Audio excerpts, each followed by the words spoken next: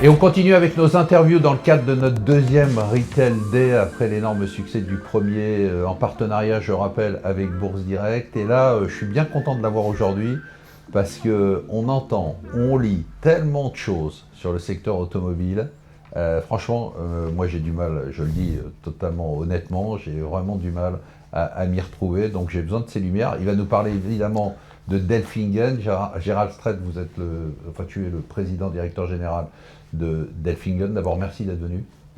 Un plaisir. C'est toujours un plaisir de t'avoir. J'avoue qu'à chaque fois, je te disais ça en off, à chaque fois qu'on se voit, heureusement que je te vois parce que tu me donnes un peu une vision du secteur. Et c'est vrai que, écoute, là, on a l'impression que plus personne ne comprend rien à l'automobile, c'est-à-dire les acheteurs, les analystes, les investisseurs. Bon, les médias, j'en parle pas, voilà. En fait, qu'est-ce qui se passe sur l'automobile? C'est-à-dire, est-ce que tu peux nous faire, avant qu'on parle de la société, tu es là pour ça, mais évidemment, tu es dans ce secteur-là que tu connais par cœur, un secteur dans lequel vous êtes investi familialement depuis des années. Qu'est-ce qui se passe en fait? Est-ce qu'il y a un cap ou il n'y a pas de cap? Alors, il y a un cap. Il y a des choses qui arrivent. Si je remonte de quelques années pour avoir le trend, on était dans une phase très incrémentale technologiquement sur les voitures. Les marques se faisaient sur la cylindrée, sur la renommée, ces choses-là. Et arrivé le développement de la Chine qui a donné comme objectif d'être le leader mondial sur les véhicules électriques. Okay. Ce qui a fait rire tout le monde, début des années 2000, 2010 encore. Sauf qu'ils l'ont fait. Ils sont passés à l'électrique pour récupérer leurs gains technologiques et faire un saut technologique sur les véhicules thermiques. Les principaux constructeurs, notamment allemands, qui étaient en Chine, comme les Américains, ont tiré énormément de profit de leur JV, en se disant on va avoir encore des véhicules thermiques, et ainsi de suite. Et ils n'ont pas vu la vague arriver, qui était annoncée, la vague arriver. En Europe, il y a une accélération du véhicule électrique quand les constructeurs, après la crise de 2019, de la crise Covid, se sont aperçus que les Chinois faisaient exactement ce qu'ils avaient dit. C'est-à-dire qu'ils étaient en train de se faire expulser de Chine, on va l'appeler comme ça continue, et remplacer leurs véhicules thermiques par des véhicules électriques chinois. Donc, machine arrière toute, puisque quand vous tirez 40 ou 30% de vos revenus d'un marché qui ne veut plus de vous, il faut se renforcer son marché domestique. Donc, l'Europe, on a une bonne nouvelle, on va passer au full véhicules électriques. Sauf qu'ils s'aperçoivent que même avec cette tendance-là, ils se font sortir de Chine. C'est ce qui est en train de se passer. Et donc là, ils sont en plein doute. Mais moi, je pense que de toute façon, l'évolution, elle est sur du véhicule électrique. Donc toi, tu dis, attends, juste parce que, excuse-moi, parce que toi, tu dis le cap est clair, il faut arrêter de tergiverser, on va vers l'électrique. Tu m'as pris tout à l'heure une très bonne comparaison, je voudrais bien que tu la reprennes. Oui, on va vers l'électrique. C'est comme la photo numérique et la photo argentique. Il y a une phase de doute, mais on y va. On est sur une industrie qui est de la mobilité avec un ratio prix-volume. Les véhicules thermiques ont plus de composants que les véhicules électriques. Ils sont de facto plus chers à construire, plus compliqués à construire un véhicule thermique. Donc on va vers le véhicule électrique. Simplement, on est sur les courbes chères au BCG, sur la courbe d'expérience, et elles sont en train de se croiser massivement. Donc le véhicule électrique va être plus compétitif, plus facile à faire, moins cher à maintenir, donc il va arriver. D'accord, mais j'aime bien l'image que tu as prise de l'argentique vers le numérique. Mais là, de l'argentique au numérique, il y a des boîtes qui ont disparu. On se rappelle, la boîte de ma jeunesse, c'était Kodak, plus personne ne la connaît. Donc, est-ce que ça veut dire qu'il y a des fabricants qui vont disparaître? Et est-ce que ça veut dire que là, tu nous as bien expliqué que la Chine avait pris une avance énorme? Est-ce que la messe est dite? C'est-à-dire, est-ce qu'elle va nous écraser? Alors, la messe n'est jamais dite, mais plus on attend, plus ça sera dur. Je pense que ça va vraiment dépendre des constructeurs. C'est sûr qu'il y en a qui vont disparaître, comme les équipementiers. La vitesse, on ne peut pas se repositionner à une vitesse aussi importante. On parlait il y a quelques années d'une révolution automobile. Révolution, c'est le principe, c'est que ça va très très vite, quoi.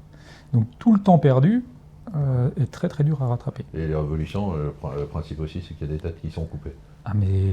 Donc il va y avoir des disparitions. Il va y avoir des disparitions. Est-ce qu'on a une chance encore en Europe de pouvoir concurrencer la Chine, ou est-ce que toi tu dis encore, si on réagit rapidement, on peut y aller? Alors je pense qu'on peut réagir rapidement et il faut y aller. je reviens d'Asie, là, quand on voit la pression que met la Corée et le Japon, ils sont quand même dans un environnement ultra concurrentiel là autour, ils cherchent des solutions alternatives. Ils cherchent des solutions alternatives parce que le volume, il est en Chine sur leur marché intérieur. Donc, on revient sur des bases. C'est quel est notre marché intérieur, quelles sont nos directives. Et que fait la Corée et la Chine, par exemple la Corée et le Japon, je veux dire, pour l'instant? Mais la Corée travaille un petit peu sur la compétitivité et s'oriente sur l'électrique. Donc, ils refont leur gros conglomérat avec les constructeurs de batteries, Hyundai, Kia, Ouais. et puis aussi tout ce qui est software, Ok, parce que c'est un ensemble. bien sûr. Les Japonais, on l'a vu avec Toyota, essayent des voies alternatives. Alors, c'est mon interprétation, en se disant sur l'électrique, on va le perdre, donc faisons quand même le step plus loin sur des biocarburants, des carburants renouvelables, voire de l'hydrogène, voire des flex fuel, hydrogène donc tu thermique. dis qu'ils vont carrément chercher un autre marché. Ils peuvent chercher un autre marché. C'est D'accord. ce qu'on apprend en école de commerce. Ouais. Quand tout le monde va sur un marché, essayer de trouver des voies différenciatrices. Alors, c'est ça qui est sympa. revenons à Delphingen Merci, mais c'est Désolé, très important. désolé, on va pas en parler mais des c'est- jours. Non, mais c'est super important parce que en fait, bon, c'est quand même ton marché aussi. Ouais. Alors, en quoi cet environnement te favorise ou t'affecte? Alors, Décris ton activité peut-être en 2 mots pour les alors gens qui nous, ne connaissent pas. depuis 70 ans, on fabrique des composants pour protéger les fils électriques, donc principalement dans l'automobile, et puis on se diversifie dans d'autres secteurs d'équipement. Donc c'est vrai qu'on est très touché par l'automobile. Avec un certain recul, puisque quel que soit l'équipement automobile, il y a besoin de fils électriques. D'accord. Donc on va les protéger. Donc c'est ce qui permet peut-être un petit peu plus de distance là autour. Et on a cette activité-là depuis 70 ans encore. Alors justement, écoute, il y a eu pas mal de questions. On dit justement avec Oui. l'accélération de l'électrification des véhicules, je te lis la question, comment Delphingen prévoit-elle de s'adapter à ces transformations et quelles opportunités as-tu, toi, dans le développement des motorisations électriques et hybrides? C'est ton marché? Alors, motorisation hybride, nous on a les deux éléments, puisqu'on a du thermique, il faut tous les capteurs, et on a de l'électrique. D'accord. Donc l'hybride, Ça c'est clair. c'est génial pour nous, sauf que c'est très coûteux à faire, ça ne répond pas à toutes les questions. L'électrique, on voit qu'il y a des changements de technologie qui viennent, il y a des approches qui sont complètement différentes, on n'a les mêmes paradigmes. Juste un truc simple, dans un véhicule classique, on a une petite batterie qui est devant ou derrière, et après on met les fils qui partent de là. Dans un véhicule électrique, on a une grande batterie, donc on peut se brancher un petit peu où on veut sur la batterie. D'accord. Gros changement. Nos produits vont sur les deux technologies. La question, c'est l'évolution du mix produit et des volumes. D'accord. Et aujourd'hui, tu peux nous faire juste un point sur le premier semestre?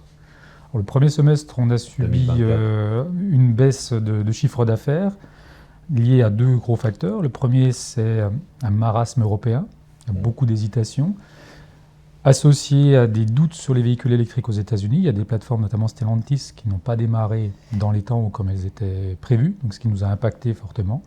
Et puis on continue notre phase de rationalisation et de recentrage suite à notre période de croissance ces 3 dernières années. C'est quoi les perspectives? Alors, je te demande pas de chiffres, Ouais. plus que je veux dire, mais c'est quoi les facteurs de croissance, d'avenir pour toi dans les mois, les années qui viennent? Est-ce que c'est aujourd'hui de dire, bah, on fait le dos rond, on attend que, comme tu dis, un peu dans la tempête, qu'on retrouve le cap? Pour toi, le cap, il est clair. Et merci, hein, parce que tu nous éclaires. Et donc, on fait le dos rond en attendant. Quelle est ta stratégie? Non, on avance. On a eu une forte croissance et on a consolidé des parts de marché sur la partie automobile, ce qui nous permet d'avoir des leverages sur les prix. Ce coup-ci, on s'est engagé depuis quelques années sur une croissance qualitative, c'est-à-dire prix, marge, capacité de levier. Et le deuxième, c'est nos engagements environnementaux et nos engagements sociétaux. Il ne faut pas oublier que le gros enjeu de nos sociétés, c'est le réchauffement climatique, Bien sûr. c'est la pollution, même si on est occupé à des problématiques très court-termistes de cash, de performance et ainsi de suite. Donc on est toujours bien orienté là-dessus. Sur la partie automobile, c'est une rationalisation du portefeuille et des lignes de produits. La matrice, il faut que ça rapporte un petit peu. Donc on est dans cette phase de nettoyage pour pouvoir se diversifier sur d'autres secteurs moins cycliques que l'automobile, dans les secteurs industriels, agricoles, alors justement, on dit la part de marché de Delphingen dans l'industrie est en croissance. Quel secteur industriel en dehors de l'automobile présente des grandes opportunités pour vous? À 8 milliards, voire 10 milliards d'habitants sur la planète, l'agricole. D'accord. Le matériel agricole, l'automatisation des matériels agricoles. Pour moi, c'est un des axes majeurs de développement. Et vous y allez?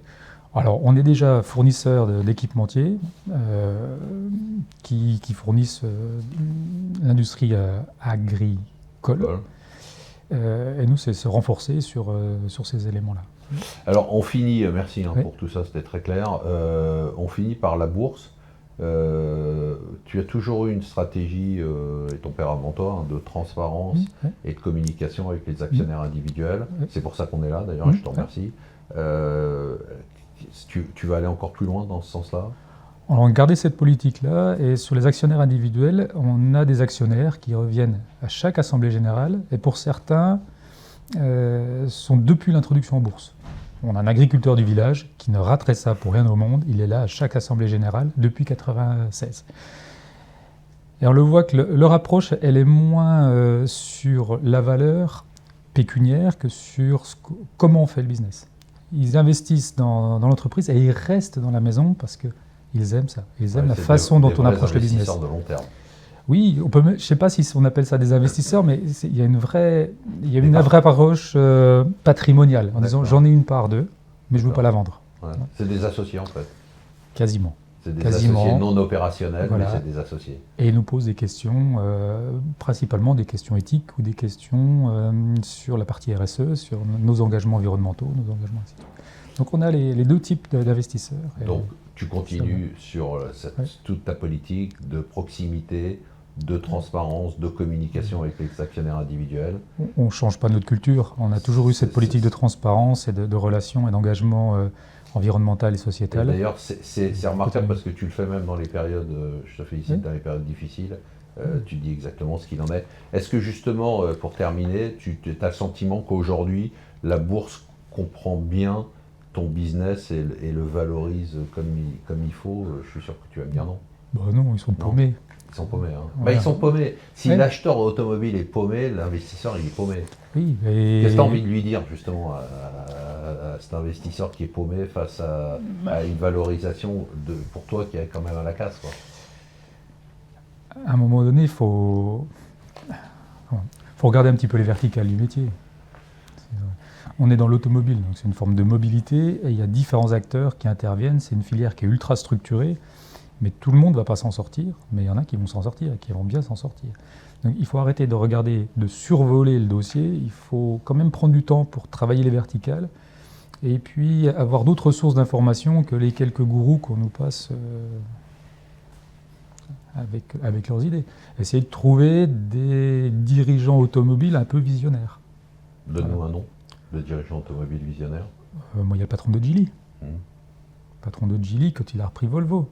La démarche à l'époque, c'était diesel, essence. Il a dit, j'ai pas les moyens de tout faire, c'est de l'hybride. Voilà. Je vais créer une marque pour l'électrique. Voilà. Je pense qu'il y a une certaine vision de ce qu'il fait. D'accord.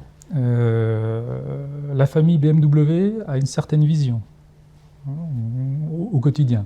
Voilà. Et puis, on a d'autres, on a l'impression qu'ils sont perdus, quoi. Ils ont géré, c'est ce qu'on leur demandait. Et ce coup-ci, où il faut amener une nouvelle politique, une vraie stratégie, un nouveau souffle, ben, ils cherchent. Et donc on prend des consultants. Donc les consultants, c'est des gérants, ils ne vont pas vous donner la vision, quoi. Gérald, merci beaucoup. En tout cas, toi, tu nous donnes une bonne vision. On espère que le cours va rebondir et puis que voilà, ce que tu nous as décrit va se dérouler. Bon, tu reviendras nous voir et puis on fera des points d'étape régulièrement. En tout cas, vous pouvez me dire si je me suis trompé. Non, pour voir que tu as eu raison. Continue comme ça. En tout cas, nous, tu nous as permis de nous sortir un peu du brouillard. On se retrouve tout de suite pour une autre interview.